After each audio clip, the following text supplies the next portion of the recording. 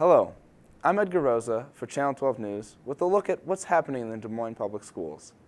The recent presidential election brought us record voter turnouts and unprecedented excitement about the political process.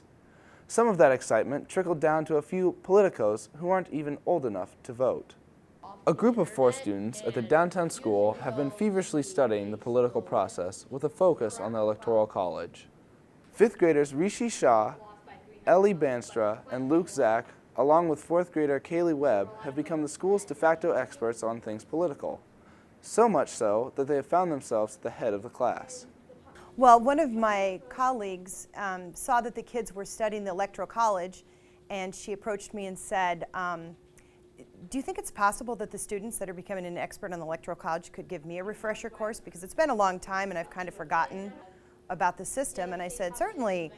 And so we decided over the lunch hour, when the first round of teachers were having lunch, that the 4 who were studying the Electoral College would give them a presentation. How we came up with these predictions is we analyzed polls that we pulled off of the internet, and then based on those polls we predicted where each state would go. The students spent their lunch hour sharing their knowledge and predictions with the gathered teachers and parents, answering questions and showing that they really knew their stuff.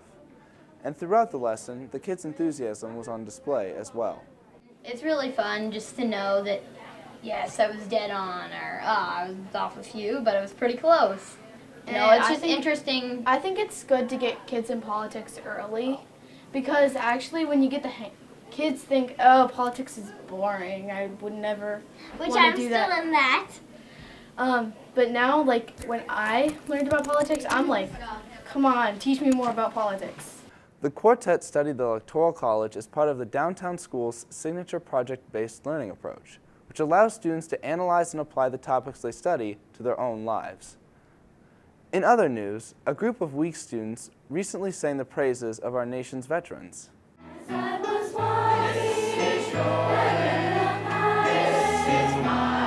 The Weeks Middle School Chorus was part of a Veterans Day celebration at the Park Avenue Hy-Vee. Well, every year as a company, we honor our veterans on Veterans Day with a free breakfast as, kind of our thank you to them for fighting and serving our country.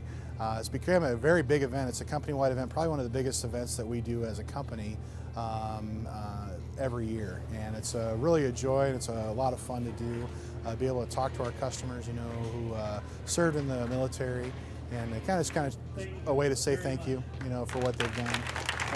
Today we have the middle school, Weeks Middle School choir here to sing patriotic songs to our veterans. It's kind of the brainchild of one of my employees and the choir director from Weeks Middle School. And when they came to me about the idea, I was like, wow, what a great idea to bring a lot of excitement, a lot of energy into the event and try to reinvent it. And awesome turnout, great turnout, better turnout than I ever could have anticipated.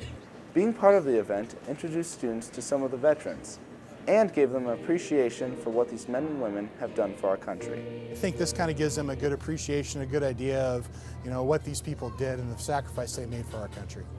The turnout for the Veterans Day event at the Park Avenue Hy-Vee was greater than anyone expected, and there are plans for the chorus to come back next year. And finally, some of those same students got a chance to take a break from performing and be entertained themselves.